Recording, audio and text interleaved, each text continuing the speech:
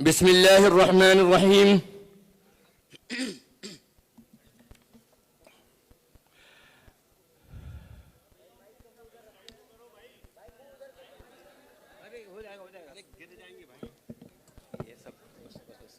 हो गया अल्हम्दुलिल्लाह।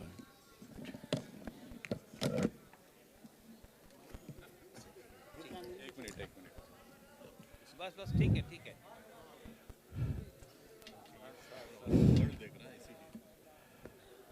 गिरेंगे फिर गिरेंगे।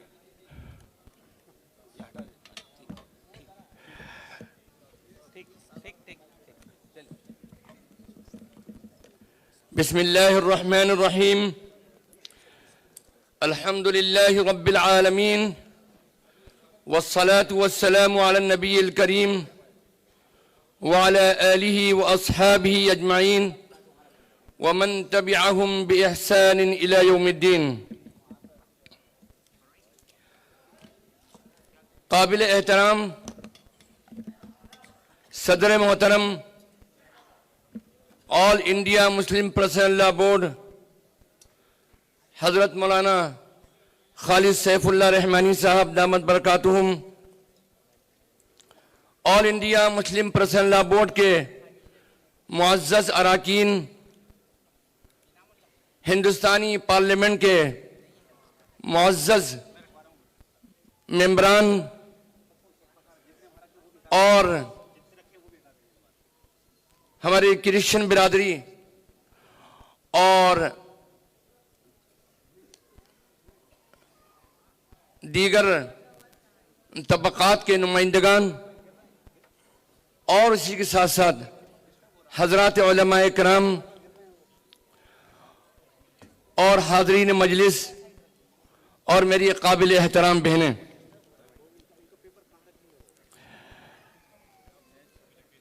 ये ज़र की जंग है न ज़मीनों की जंग है।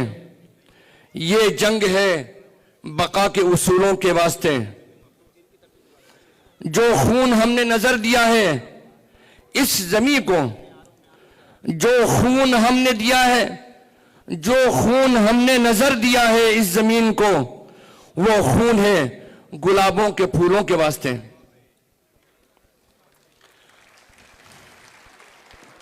हजरात मोहतरम, इस मुल्क को हमने आजाद कराया, हमने अपने लहू से इस सरजमीन को सींचा है।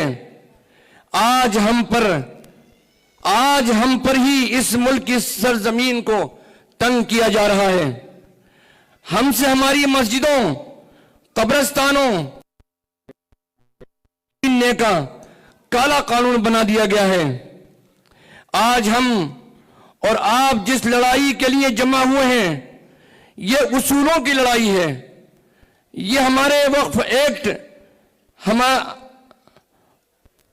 हमारी ये जंग वक्फ एक्ट 2025 के खिलाफ है। ये लड़ाई दरअसल इस मुल्क के सेकुलरिज्म की हिफाजत की लड़ाई है। हमारी ये लड़ाई हिंदुस्तान के कॉन्स्टिट्यूशन की हिफाजत की लड़ाई है। हमारी ये लड़ाई जमहूरियत की बका की लड़ाई है। हमारी ये लड़ाई सेकुलरिज्म की मजबूती की लड़ाई है। हमारी ये लड़ाई दस्तूरी हुकूक के तहफ़्फ़ुज़ की लड़ाई है। हमारी ये जंग इस मुल्क में दस्तूर की बालादस्ती की जंग है। हमारी ये जंग गया में बौद्ध विहार पर बुद्धिस्टों के हक की लड़ाई है। हमारी ये लड़ाई जैन मंदिर पर जैन समाज के हक की लड़ाई है। हमारी ये लड़ाई जालिम को जुल्म से रोकने की लड़ाई है। हमारी ये लड़ाई इंसाफ और हक की लड़ाई है। हमारी ये लड़ाई मुसलमानों के साथ साथ हमारे यहां बैठे हुए ईसाई भाई, जैन भाई, बुद्धिस्ट भाई और गैर मुस्लिम हमारे बिरादरान वतन, इन सब के साथ में इंसाफ पसंदों के साथ मिलकर लड़ाई है। हमारा आज का यह एहतजाज हुकूमत के ईमानों को यह बताना चाहता है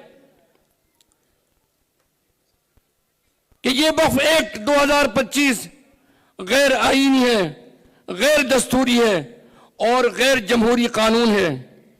ये मुसलमानों के मजहब में मुदाखलत करने वाला कानून है।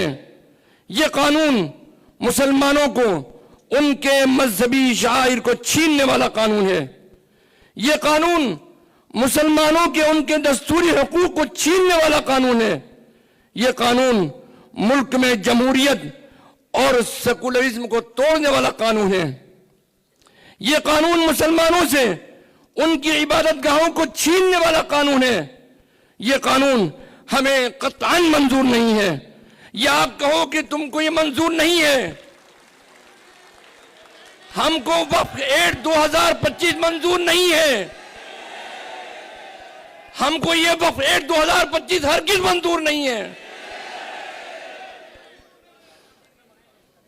ये कानून हमें कतई मंजूर नहीं है।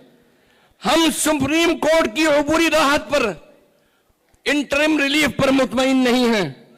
हमारा यह मुतालबा है कि यह कानून मुकम्मल तौर पर वापस लिया जाए। वक्फ तरमीमी बिल वापस लो, वापस लो। ये वक्फ तरमीमी बिल वापस लो, वापस लो। हजरात मोहतरम, मैं सिर्फ 3 बातें आपसे मुख्तसरन अर्ज करना चाहता हूं। पहली बात यह है कि सुप्रीम कोर्ट ने इस नए तरमीमी वक्फ एक्ट की सिर्फ 2 दफात पर अबूरी पाबंदी लगाई है और हमको इंटरिम रिलीफ दिया है, जो कि खुश आइन तो जरूर है लेकिन काबिल इत्मीनान नहीं है। अभी वक्फ की जायदाद पर लिमिटेशन एक्ट का निफाज बाकी है, जो नाजायज कब्जों को कानूनी तौर पर मालिक बनाने का काम करेगा। अभी भी वाकिफ के लिए 5 साल कदीम बाअमल मुसलमान होने की शर्त बाकी है, जो पुराने औकाफ को खतरे में डालने के साथ साथ वक्फ के रास्ते महदूद करता है और लिमिट करता है। अभी भी वक्फ औलाद पर पाबंदी बाकी है, जो शरीयत इस्लामी में खुली मुदाखलत है। अभी भी वक्फ एक्ट के स्पेशल एक्ट होने की वजह का दर्जा उसको नहीं हासिल हुआ है, ओवरराइडिंग एक्ट होने का दर्जा बहाल नहीं किया गया है। एएसआई आसार कदीमा के तहत महफूज औकाफ वक्फ नहीं रहेंगे, उसकी दफा भी अभी बदस्तूर बाकी है। अलगरज इस एक्ट में लाई गई 44 तरमीमात में से सिर्फ 2 दफात पर अबूरी पाबंदी से हमें मुतमईन होकर नहीं बैठना है। हमारा यह एहतजाज आखिरी सांस तक जारी रहेगा। ये नया वक्फ एक्ट पूरा का पूरा गैर आईनी, गैर जमहूरी, जालिमाना और मुस्लिम दुश्मनी पर मबनी कानून है। जब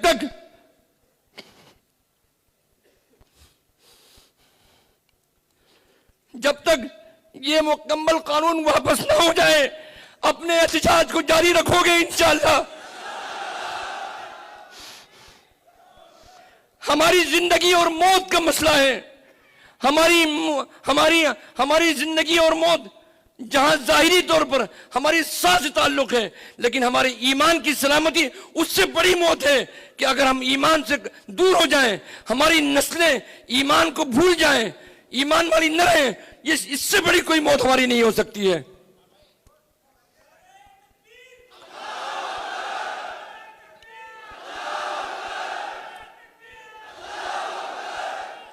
वक्फ का तरमीमी बिल, ये कहा जाता है कि ये प्रॉपर्टी का मसला है। नहीं, हुकूमत के गलियारों के जिम्मेदारों, ये मसला प्रॉपर्टी का नहीं है, ये हमारे दीन का मसला है, हमारे कल्चर का मसला है, हमारी तहजीब का मसला है, हमारे अकीदे का मसला है, हमारे ईमान का मसला है। आखिरी सांस तक हम इस जंग को जारी रखेंगे इंशाअल्लाह।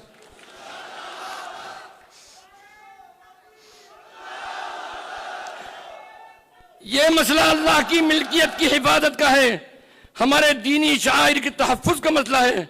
हमारी मस्जिद, मदरसा, कब्रिस्तान और दरगाह की हिफाजत का मसला है। ये लड़ाई बहुत लंबी लड़ाई है।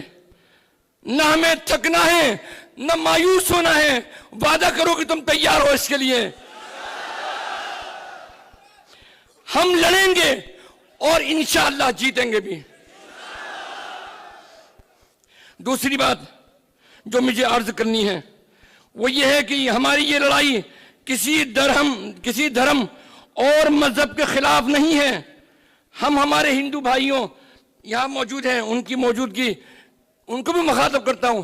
पूरे हिंदुस्तान की तमाम हिंदू बिरादरियां गैर मुस्लिम भाइयों से जो हमारे इस मुल्क के रहने वाले हैं, हमारे साथी हैं, हम उनसे ये कहना चाहते हैं कि आओ हम सब मिलकर जंग को लड़ेंगे इंशाअल्लाह और फतह हमको होगी।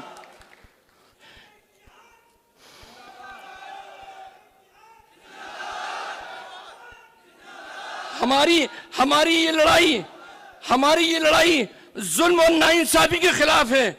ये लड़ाई हिंदू और मुसलमानों के दरमियान नहीं है, ये तानाशाही के खिलाफ लड़ाई है। हमारी ये लड़ाई कानून की बालादस्ती के लिए है। हमारी ये लड़ाई आईन हिंद की बका के लिए है। ये वक्फ की लड़ाई सिर्फ मुसलमानों की लड़ाई नहीं है, ये तमाम इंसाफ पसंद लोगों की लड़ाई है। याद रहे कि अगर आज दस्तूर हिंद के खिलाफ इस काले कानून के निफाज में ये लोग कामयाब हो गए तो याद रखिए आज मुसलमान निशाने पर हैं, कल सिख होंगे, परसों ईसाई होंगे और एक एक करके सबका नंबर आगे आएगा। क्योंकि जालिम के शिकम कभी सैराब नहीं हुआ करते। अगर तमाम हिंदुस्तानी मिलकर, खा वो हिंदू हो या मुसलमान हो, सिख हो ईसाई हो, मिलकर इस जुल्म को रोकने के लिए उठ खड़े नहीं हुए, ये लोग कॉन्स्टिट्यूशन की एक ईंट भी खिसकाने में कामयाब हो गए तो याद रखिए इस मुल्क में न जमहूरियत बाकी रहेगी, न सेकुलरिज्म बाकी रहेगा, न इंसाफ होगा, न कानून की बालादस्ती रहेगी। आज हम पर जुल्म हो रहा है, कल दूसरे तबकात का भी नंबर आएगा जिसकी शुरुआत हो चुकी है। बंबई में 90 साल कदीम जैन मंदिर पर बिलडोजर चला दिया गया है। बिहार के जिला गया में बुद्धिस्ट अपने बौद्ध विहार को बचाने के लिए एहतजाज कर रहे हैं। केरला के चर्च पर भी दावा ठोक दिया गया है। इसलिए मैं इस मुल्क के तमाम बाशिंदों से कहना चाहता हूं, मैं आज इज्जत पे हूं, मैं आज इज्जत पे अगर हूं तो खुशगुमान न हो, चिराग सबके बुझेंगे, हवा किसी की नहीं है। तीसरी और आखिरी बात जो मुझे अर्ज करनी है आप सब हज़रात के सामने वो ये है कि इस हुकूमत ने वक्फ के खिलाफ झूठ का एक पहाड़ खड़ा कर रखा है। झूठ, छोटे से नेता से लेकर बड़े से बड़े नेता ने झूठ बोलने में एक दूसरे को पछाड़ने का मुकाबला कर रखा है। बेहयाई के साथ पार्लियामेंट में झूठ का सहारा लिया गया है। वक्फ के खिलाफ बहुत सारे झूठ और नैरेटिव खड़े किए गए। अभी मोदी जी ने कुछ मुस्लिम नुमा लोगों से मिलकर वक्फ एक्ट बनाने में मुबारकबाद वसूल कर रहे थे। बिहार के गवर्नर बोल रहे हैं कि इससे पसमानदा और गरीब मुसलमानों को फायदा होगा। हकीकत यह है कि इस वक्फ एक्ट की एक भी तरमीम ऐसी नहीं है जिससे किसी भी मुस्लिम को, खा वो किसी भी मसलक का हो, पसमानदा हो या गरीब हो, मर्द हो या औरत हो, किसी को फायदा पहुंचने वाला नहीं है। यह एक्ट मुकम्मल तौर पर वक्फ के तसव्वुर और वक्फ की इस्लामी स्कीम ही को खत्म करने वाला है। लिहाजा हम सब की जिम्मेदारी है कि हम मीडिया और सोशल मीडिया के जरिए उन प्रोपेगंडों का जवाब दें और हर शहर और हर जिला में वक्फ कॉन्फ्रेंसें और राउंड टेबल मीटिंग करके लोगों को इसकी खामियां बतलाएं। मेरे अजीजों, बुजुर्गों और दोस्तों और हमारी बहनें, आखिरी बात हम ये बात कहना चाहते हैं कि हम सबको होशियार रहने की जरूरत है, क्योंकि हुकूमत हमारी सफ़ों से मीर जाफर और मीर सादिक खड़े करेगी और कर रही है। जो भी इस कानून का हिमायती हो वो मुस्लिम कौम का मीर जाफर और मीर सादिक है। अपनी सफों में ऐसे लोगों को पहचान लीजिए अच्छी तरह, उनके बहकावे में हरगिज ना आए। नीतीश कुमार, चंद्रबाबू नायडू, चिराग पासवान, अजीत पवार, जेतन राम मांझी, जय चौधरी वगैरह ने खुलकर इस बिल की मुवाफिकत की है और इस बिल के पास होने में पार्लियामेंट में साथ दिया है। मुसलमानों की पीठ में इन लोगों ने छुरा घोंपा है। मेरी तमाम मुसलमान और इंसाफ पसंद शहरियों से गुजारिश है कि इन पार्टियों से और उनके लीडरों को अच्छी तरह पहचान लें। ये कॉन्स्टिट्यूशन के मुखालिफ हैं, ये जालिम की हिमायत करने वाले हैं, ये मुल्क की जमहूरियत के मुखालिफ हैं। सिर्फ कश्ती बदलने से उनकी हकीकत नहीं बदलेगी। इसलिए या तो हुकूमत को कानून वापस लेने पर मजबूर करें या फिर हर जगह हमेशा के लिए हमारी मुखालिफत के लिए तैयार रहें।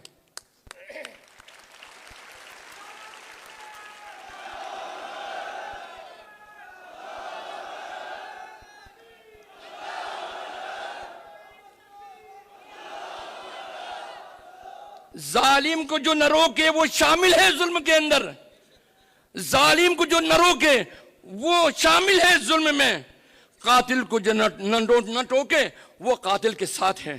वाखिर दावाना अनिल हम्दुलिल्लाहि रब्बिल आलमीन। अस्सलाम वालेकुम। बिस्मिल्लाहिर्रहमानिर्रहीम। करम जो मुझ पे सरफिरी हवाओं का है, करम जो मुझ पे सरफिरी हवाओं का है, हवा से कह दो कि ये पेड़ मुस्तफा का है। मैं किसी यजीद के आगे झुक नहीं सकता, मैं किसी यजीद के आगे झुक नहीं सकता, मेरे मिजाज पे एहसान करबला का है। देखिए, मैं उस मजहबी घराने से आता हूं जहां के अल्लाह के रसूल सल्लल्लाहु अलैहि वसल्लम ने हजरत ख्वाजा मोइनुद्दीन हसन चिश्ती रहमतुल्लाह अलैह को अपना नाइब बना के भेजा और कलमा पढ़ाया। आज जो इस्लाम ठाटे मार रहा है बर्रे सगीर में, ये ख्वाजगान चिश्त का एहसान है। इस पे खामोशी क्यों? ताली नहीं, इस पे तो नारा लगना चाहिए।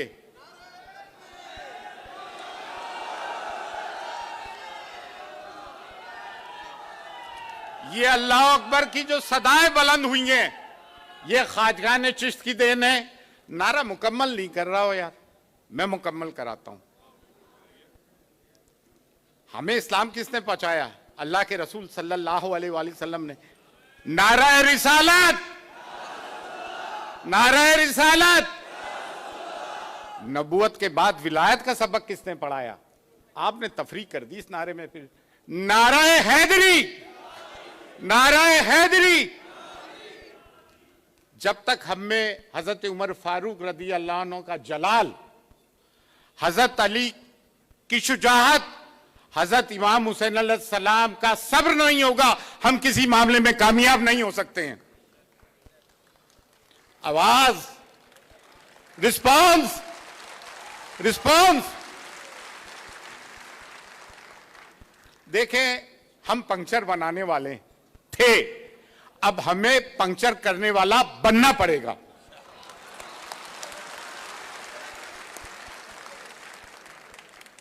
बहुत पंक्चर बना लिए हैं।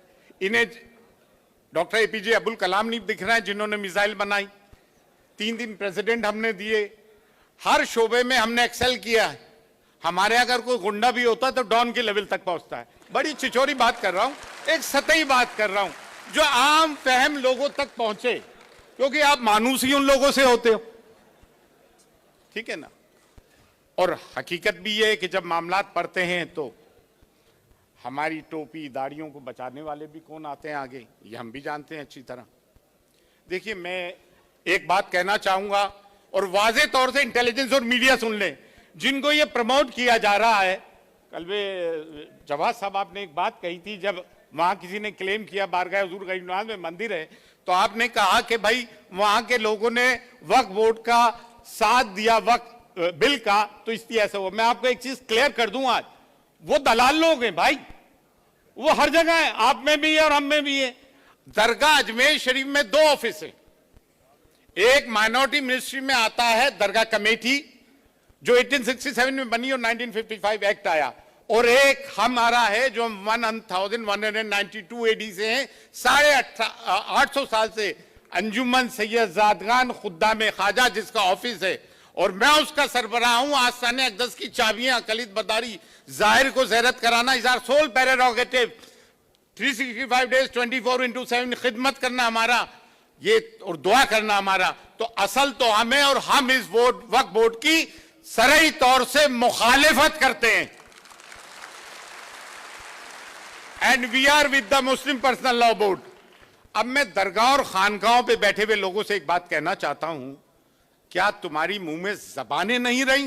ये मेरी फेटर्निटी है। हिंदुस्तान में सैकड़ों नहीं हजारों की तादाद से दरगाहें खानकाहें जहां मुसलमान और गैर मुसलमान दोनों जाते हैं। उनको ये चाहिए, अगर सुन रहा हो सैयदजादों तो एक बात सुन लो, वो ये कि आपका फर्ज बनता है कि मुसलमान और गैर मुसलमानों की आवाज बनो और गैर मुसलमानों तक वक्फ की अहमियत को बताओ और उनको समझाओ। ये दरगाह और खानकाहों पे बैठे हुए लोग ही समझा सकते हैं कि उस शब रोज गैर मुसलमानों का तांता लगा रहता है। देखिए, ये मैं अपना एक मॉरल रिस्पॉन्सिबिलिटी, मेरे अपने लोग कहते हैं एक दिन फंसेगा, एक दिन जेल में जाएगा। एनआईए के इन्वेस्टिगेशन से भी गुजरा, एटीएस के इन्वेस्टिगेशन से भी गुजरा।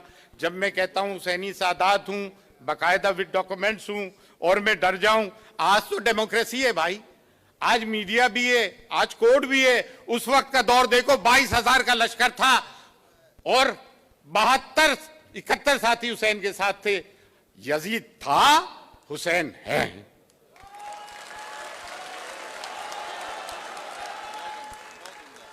देखें, लोग कहते हैं ये बुरा वक्त है। अरे नहीं नहीं, इससे अच्छा वक्त हो ही नहीं सकता। आपके सऊदी अरब की तरह, यूएई की तरह दौलतमंद बन के बड़े बड़े टावर्स को बनाने को उनके अच्छे दिन कहते हैं। मैं तो अच्छे दिन गजा वालों को कहता हूं कि शहादत ले रहे हैं, इस्लाम शहादत कर रहा है। मैं इस्लाम जिंदा होता है हर करबला के बाद। इस्लाम की जड़ों में खून शोहदा का, बद्र इसके जामिन है। अरे भाई, अब मक्के से हिजरत का हुक्म हो चुका है, अब बद्र भी होने वाली है, तभी तो इस्लाम फैलेगा। अब हुक्म हो गया है। देखिए, हर मजहब का, हर जानवर का, हर इंसान का, हर कुनबे के सेलियंट फीचर्स होते हैं, खुसूसियतें होती हैं। इस्लाम के 2 सेलियंट फीचर्स मैं आपको बताता हूं, और वो क्या है? इंसाफ और शुजाअत, जिसको शिवलरी कहते हैं, बहादुरी कहते हैं, सूरमाई कहते हैं। लेकिन तुम इंसाफ नहीं कर रहे हो यार, अपने आप से ही नहीं करते हो। बड़ा छोटे का माल खा रहा है। बहादुर तो तुम हो नहीं, आपस में तलवारें चला लेते हो, सामने वाला आता है तो नतमस्तक हो जाते हो। देखिए, हम वायलेंस प्रीच नहीं करते हैं। कोई अगर मुझसे सेकुलर होने की बात करे तो 800 साल से इन दरगाह और खानकाहों में, बिलखुसूस गरीब नवाज की दरगाह पे, हर मजहब और मिल्लत के लोग आते हैं। हम कंपोजिट कल्चर को प्रमोट हमने किया है, सेकुलरिज्म को प्रीच नहीं प्रैक्टिस हम कर रहे हैं, यूनिटी एंड डाइवर्सिटी को प्रमोट हम करते हैं। हमसे कोई बोलना नहीं। और मुसलमान ये कहते हैं हम 1 नंबर के शहरी नहीं, मैं कहता हूं हम 1+ हैं, A+ हैं। वो कैसे? हमारा ताल्लुक जीते जी का नहीं, बाद मरने का भी है। तो हम तो 1 नंबर के नहीं, A+ में है। आजकल मार्कशीट ऐसे ही आ रही है ना, परसेंट 80 70 नहीं आता, A1 A+, B+, इस तरह से आते हैं। देखिए, एक चीज मैं कहना चाहता हूं, चैरिटी का तरीका बदलना पड़ेगा, चैरिटी का तरीका बदलना पड़ेगा। ये हज्जे बदल, इससे भी हटना पड़ेगा। ये 20-20 बकरों की कुर्बानी, इससे भी हटना पड़ेगा। हर साल उम्रे पे जाना, इससे भी हटना पड़ेगा। आपके घर बुलडोज होने वाले हैं, आप जेलों में भी जाओगे, क्योंकि ये डाइवर्ट करना चाहेंगे। तो हमारा सरमाया उन पे लगे जिनके बच्चे जेलों में हैं, उनका खर्चा उठाओ। जिनके 2 कमरे का घर टूटे, उसके 10 कमरों का घर बनाओ। ये करना पड़ेगा। अच्छा, ये लड़ाई सब की है। सब में पहले मैं उनको खिराज तहसीन पेश करना चाहता हूं, मेंबर ऑफ पार्लियामेंट को नमस्ते करके, सैल्यूट करके, जिन्होंने वक्फ बिल की मुखालिफत करी, उन नॉन मुस्लिम हजरात का। देखिए, इस देश का सेकुलरिज्म जिंदा है। अयोध्या में फूलों का कारोबार मुस्लिम हजरात करते हैं, और अजमेर में फूलों का कारोबार पुष्कर में होता है, ब्रह्मा जी के मंदिर के वहां, तो यहां की तो जमीन में सेकुलरिज्म पिना है, गंगा चमनी तहजीब पिना है। अच्छा, दलाल हर जगह है। अब हमें दो काम करने हैं। जब तक वो वॉर ऑफ क्रूसेड पढ़े आप, जंगे सलीब, हॉलीवुड ने एक फिल्म बनाई रिचर्ड द लायन हार्ट, आप ये चीजें देखें। उन्होंने पहले जो मुनाफिकीन थे उनको अपनी सफों से दूर किया, तो सब में पहले जो हमारी सफों में मुनाफिकीन, दलाल, इस्मत फरोश, मीर जाफर, मीर सादिक है, इनका बायकॉट करो, इनका बायकॉट करो। यह आपका बाप हो, बेटा हो, भाई हो, भतीजा हो, चचा हो, इनका बायकॉट करो, वरना हम ये जंग नहीं जीतेंगे। दूसरी चीज ये कि मैं मुस्लिम पर्सनल लॉ बोर्ड से 10 बस्ता होकर गुजारिश करूंगा, बीजेपी को ज्यादा प्रमोशन मीडिया ने भी दिया है, मेन स्ट्रीम, और आईटी सेल ने भी दिया है। हमारा एक आईटी सेल होना बहुत मजबूत है। अब मैं खवातीन से तवज्जो चाहता हूं, और आपके हम मरून मिन्नत हैं शाहीन बाग के। शाहीन बाग एक सिंबल है, जब तारीख लिखी जाएगी तो शाहीन बाग को फरामोश नहीं किया जाएगा। लाल रुमाल की तहरीक को फरामोश नहीं किया गया। आप पता है कौन हो? इस्लाम में खवातीन का एक बहुत बड़ा रोल रहा है। हजरत खतीजा, हजरत फातिमा ज़हरा सलामुल्लाह अलैह, हजरत आयशा रदी अल्लाह अन्हा, हजरत ज़ैनब सलामुल्लाह अलैह, यजीद के दरबार में उन्होंने जो खुतबा दिया वो वेल डॉक्यूमेंटेड है। ये हमारी खवातीन, ये हमारी ताकत है, ये हमारी दुआगो भी है। और मैदान में मैं देख रहा हूं आने वाला जमाना ये अव्वल रहेंगी। लेकिन इसका मतलब ये नहीं, इसका मतलब ये भी नहीं, मैं लाइटर वेट में बात कर रहा हूं। सेंस ऑफ ह्यूमर भी बहुत जरूरी है। थोड़ा माहौल जब हो जाए उसे ड्रामेटिक रिलीफ भी कहते हैं। लेकिन यार जन मुरीद मत बन जाना, कुछ तो यार रिस्पॉन्ड तो करो।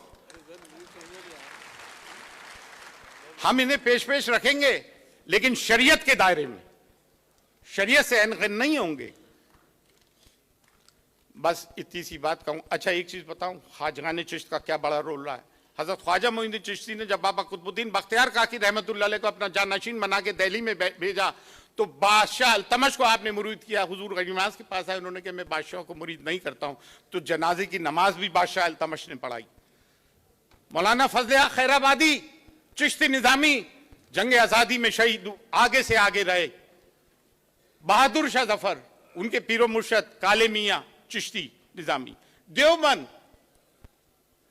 हजरत इमदादुल्लाह महाजिर मक्की चिश्ती साबरी। बरेली सफीपुर शरीफ से होते हुए उनके पास खिलाफत गई, मरेरा से होते हुए चिश्ती निजामी। तो हम चिश्तियों का तो बड़ा रोल रहा है भाई, लेकिन हमारे में कुछ गद्दार पैदा हो गए।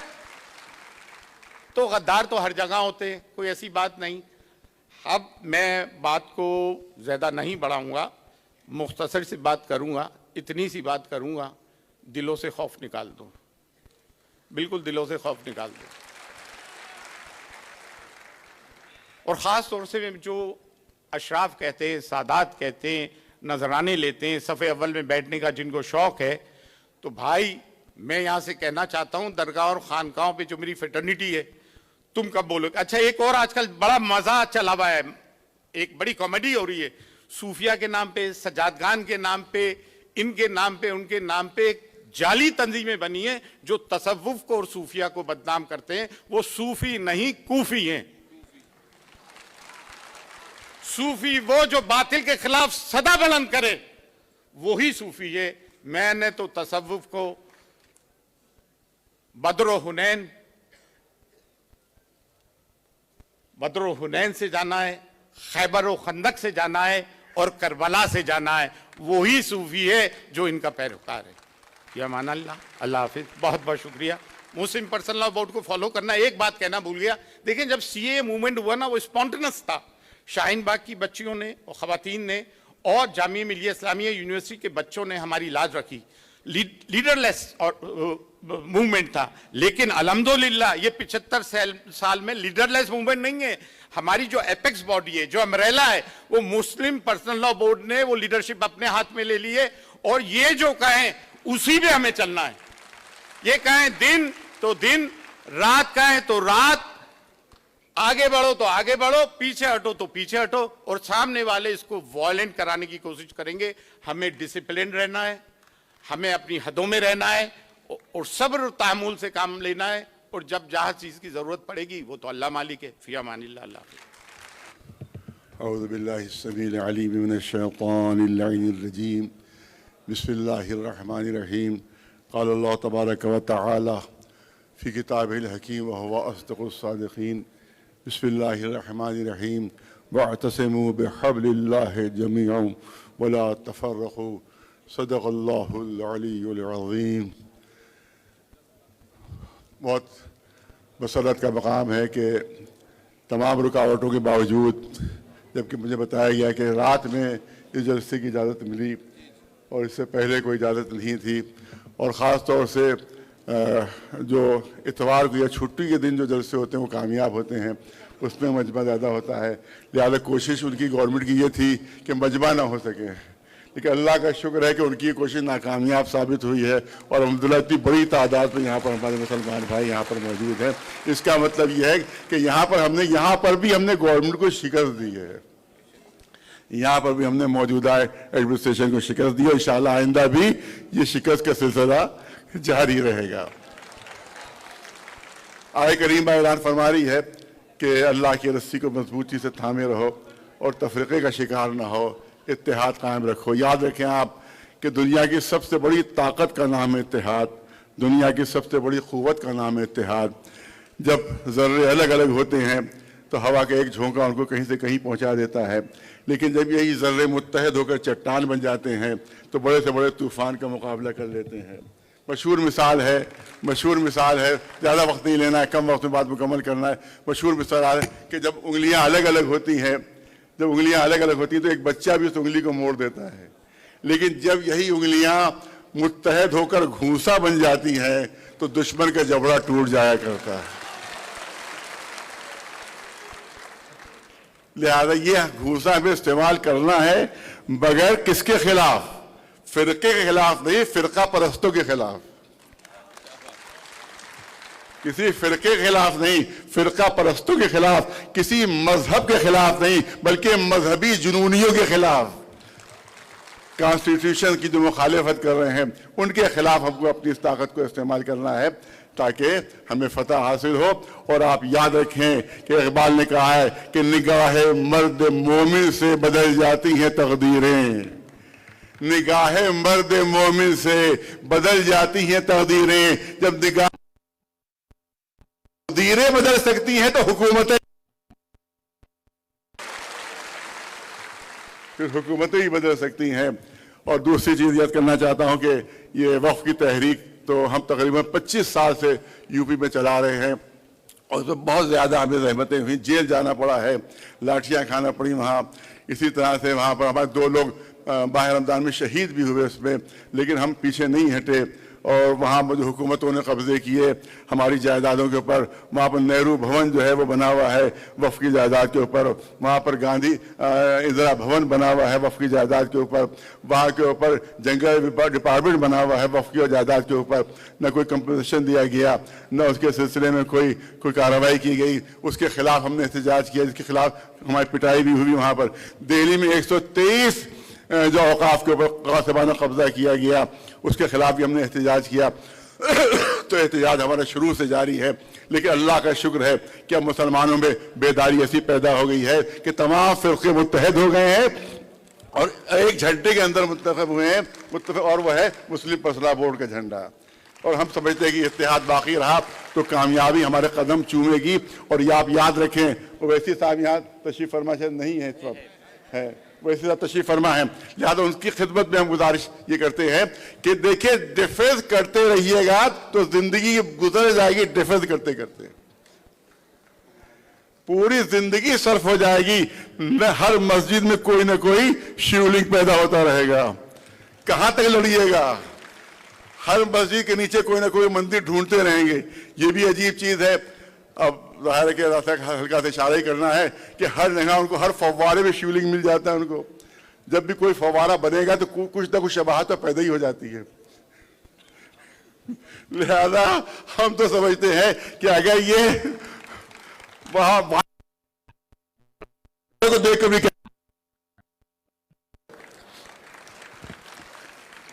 ये अजीब मुश्किल है कि साहब हर जगह उनको शिवलिंग दिखाई दे जाता है, तो कब तक लड़ते रहेंगे, कब तक डिफेंस करते रहेंगे? मैंने कहा मजबूत वकीलों की जरूरत है, मजबूत।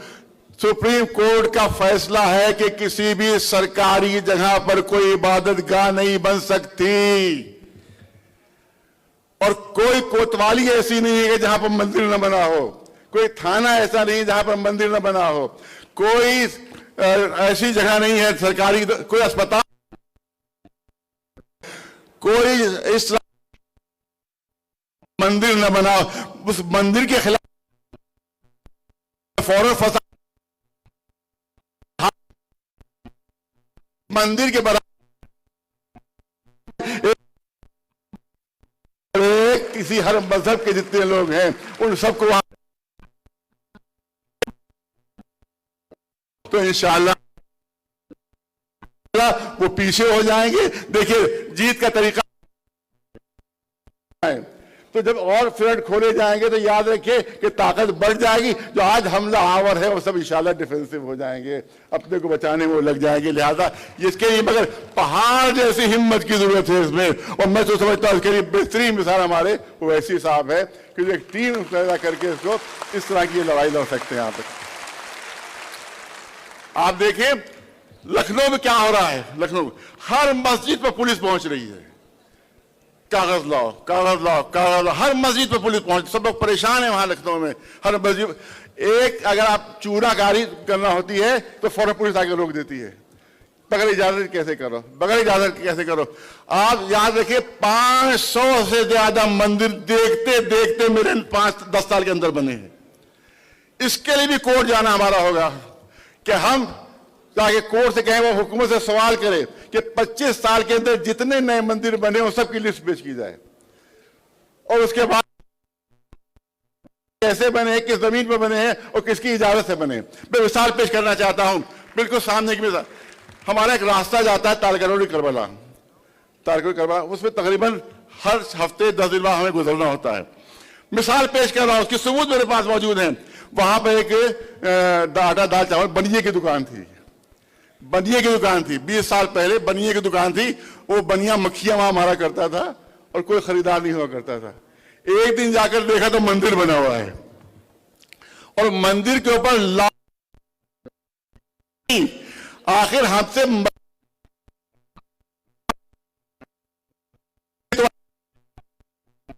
बदल गई। इस सिलसिले में हमें कानूनी फ्रंट खोलना पड़ेंगे, तब कहीं जाकर हमारे पर थोड़ा सा दबाव कम होगा, वरना डिफेंस करते करते पूरी जिंदगी गुजर जाएगी। हर मस्जिद में कोई ना कोई जगह तलाश कर लेंगे ऐसी, और उसके बाद हम उसके लिए लड़ते ही रहेंगे। लिहाजा अगर आप उसमें 2 फ्रंट खोले ताकि जो हमला आवर है वो खुद डिफेंसिव हो जाए, इसलिए हमारी जरूरत है इसमें ओवैसी साहब की इसमें बहुत ज्यादा जरूरत है इसमें कि एक कानूनी कमेटी तैयार करें जो इस सिलसिले के मुकदमे लड़े। मगर इसमें पहाड़ों से ज्यादा मजबूती की जरूरत है इसमें, क्योंकि दबाव बहुत ज्यादा आएगा, और इंशाल्लाह ये फ्रंट अगर आगे बढ़ा तो इंशाल्लाह हमें कामयाबी मिल जाए।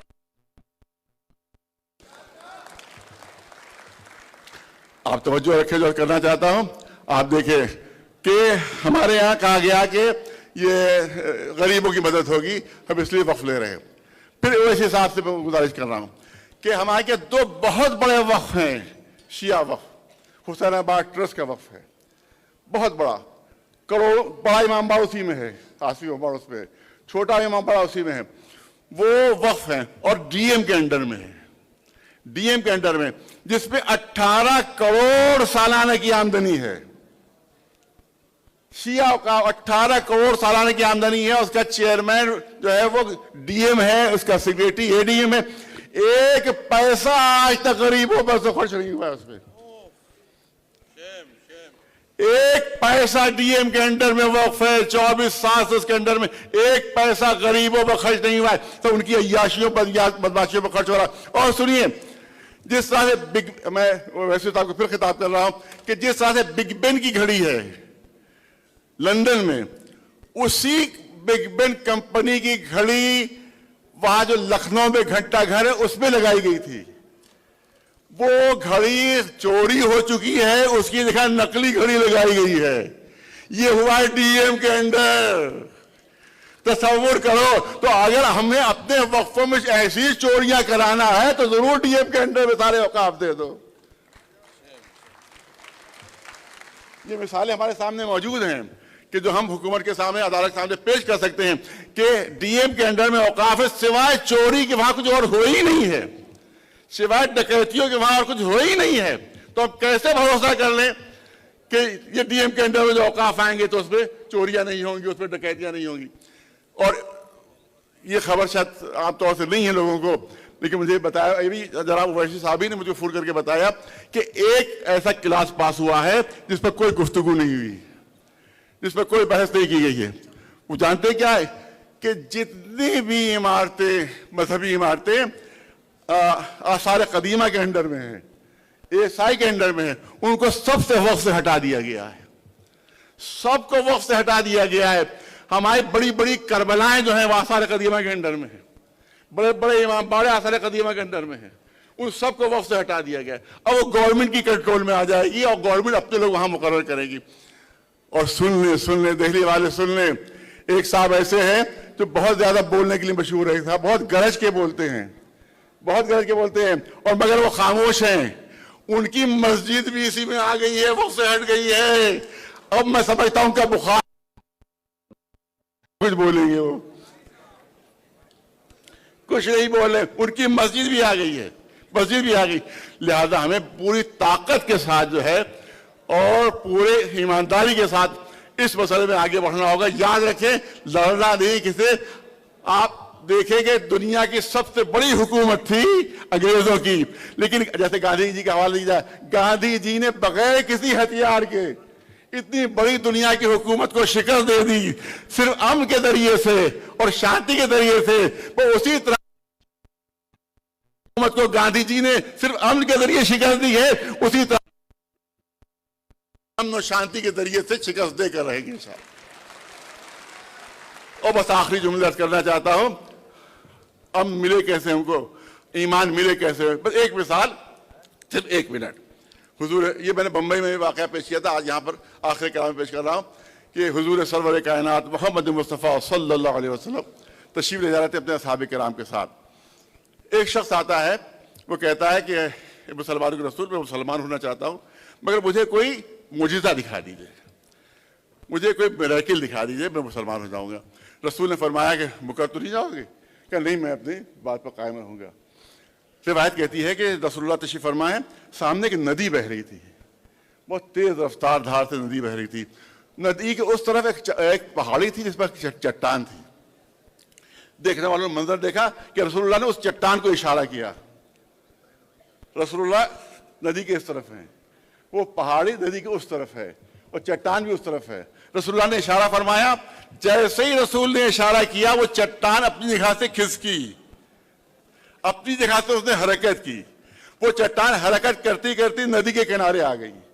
अब उस चट्टान को नदी को पार करना है, पूरी तवज्जो रहे, नदी को पार करना है। लोगों ने मंजर देखा, वो भारी चट्टान धारे को काटती हुई रसूल के कदमों में आ गई। जैसे उस शख्स ने मंजर देखा, फौरन से कहा, अशहदु अल्ला इलाहा इल्लल्लाह व अशहदु अन्ना मुहम्मद रसूलुल्लाह, फौरन कलिमा पढ़ लिया। फिर रसूल ने इशारा फरमाया, दोबारा वो चट्टान इसी तरह दरिया को काटती हुई और फिर अपनी जगह पर पहुंच गई। ये पत्थर की बेजान चट्टान हम मुसलमानों को कोई सबक दे रही है, कोई दर्स दे रही है। बहुत तवज्जो, आखिरी जुमले, कोई दर्स दे रही है। जब ये पत्थर की भारी चट्टान दरिया के ऊपर आई थी तो 2 नतीजे हो सकते थे कि या तो धारे में बह जाती, इतनी हल्की हो जाती कि धारे में बह जाए, या इतनी भारी, तवज्जो रहे, या तो इतनी हल्की हो जाए या इतनी भारी हो जाती डूब जाए। मगर न इतनी हल्की हुई कि धारा बहा के ले जाए, न इतनी भारी हुई कि डूब जाए। इस पत्थर की चट्टान कि अगर रसूलुल्लाह न कोई तूफान तुम्हें बहा कर ले जा सकता है, न कभी तुम गर्क हो सकते हो, मगर ये कि सही मोमिन सच्चे मानो में बन जाओ, इंशाअल्लाह कामयाबी तुम्हारी होगी। वाखिर दावाना अल्हम्दुलिल्लाह।